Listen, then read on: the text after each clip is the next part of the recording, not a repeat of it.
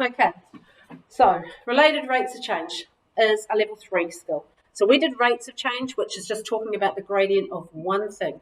Related means there's more things than one, all right? So this gets to be quite deep depending on how far into a problem you go. The sort of things you're likely to see are things that relate two things together. So we might have something like dr by dt, which means the rate, the radius changes over time. And then we might also have dA by dr, the rate, the area changes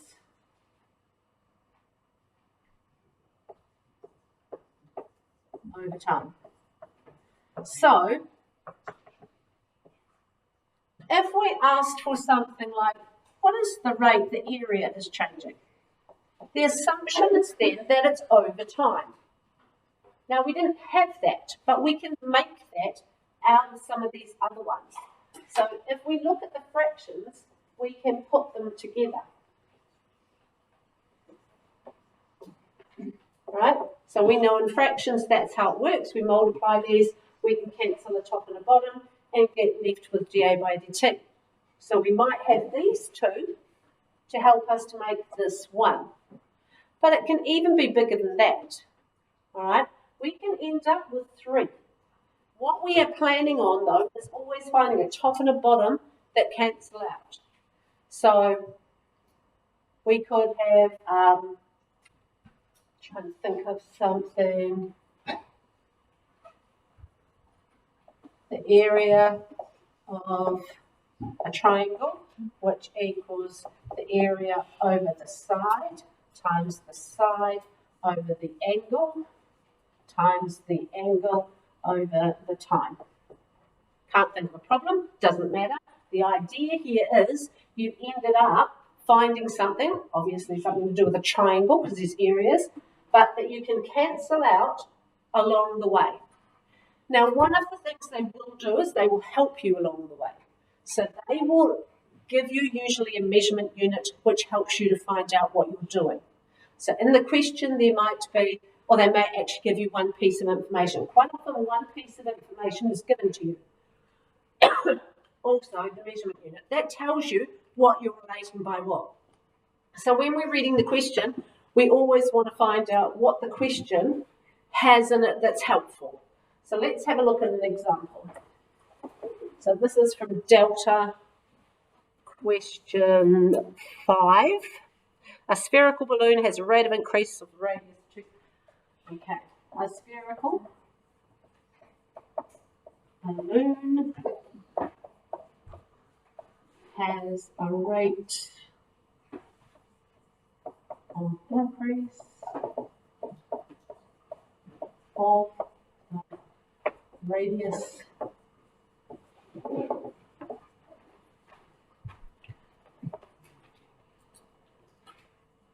of 2 centimetres per second.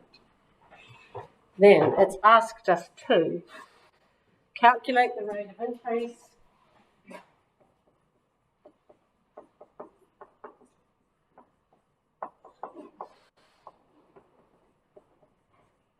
of A, the volume of the sphere, obviously it doesn't say that in the question, but and B, the surface area.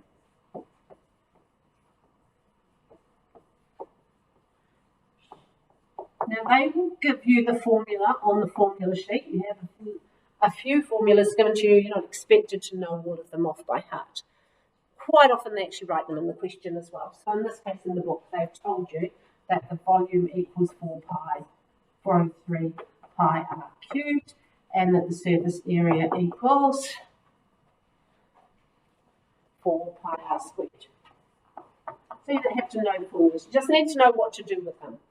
So they didn't say anything in here about time. It's implied that it's by whatever time. what time are we dealing with? Because here's our hint. All right, so this hint here tells us that we have got dr by dt equals 2 centimetres over time, seconds. All right, so the hint told us this is what we've got. Has to be the radius because it's centimetres, has to be the time because it's seconds. So that hint helps us to form everything else within the question. So the first thing we want to find is the volume of the sphere. So we're going to use volume equals 4 over 3 pi r cubed. So dV by dr. That's our only variable in there. Okay, we can't jump to t because we don't have it. So we have to go to r first. That looks like a v as well. R. What is the answer? 4 pi r squared. 4 pi r squared, because the cubed and the third have cancelled out. All right? So that's that one. We have this one. We are looking for this. So we make our fractions out of that. We have dv by dr and dr by dt. So we get this, 4 pi r squared, and this times 2 equals 8 pi r squared centimetres squared per second. Right, oh, cubed. Right, so check that this equals your measurement. So the next part is when. So we read the question, and the question says when the radius is 10 centimetres. So we substitute for 10 centimetres at 10 centimetres. dV, the rate of change of the volume of the sphere in time, is 800 pi centimetres cubed per second. Right, 10 squared, 800. Happy with that? Okay. Then if we've got the surface area, so we could start with this bit and think about, okay, what do we know? We look at the formula, we know we're going to be doing it by R,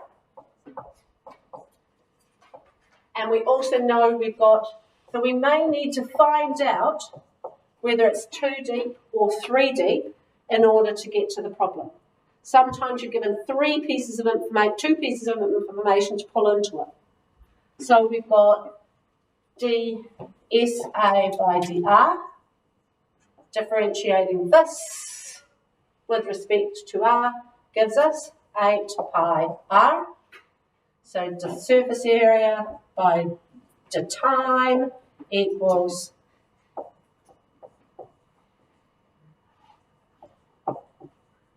this one, which equals 8 pi r times 2, or 16 pi r. So at r equals 10, dSA by dt is going to equal 160 pi centimetres. dSA is surface area over time. All right? So it's layered effect. Some of them are really tricky. You will get ones that involve Pythagoras. You will get ones that involve trigonometry, and you have to go around finding out what do you have, what can you use to help you find what you're after. The hardest thing to start off with is what are we actually finding? What is the rate of change of what? Okay.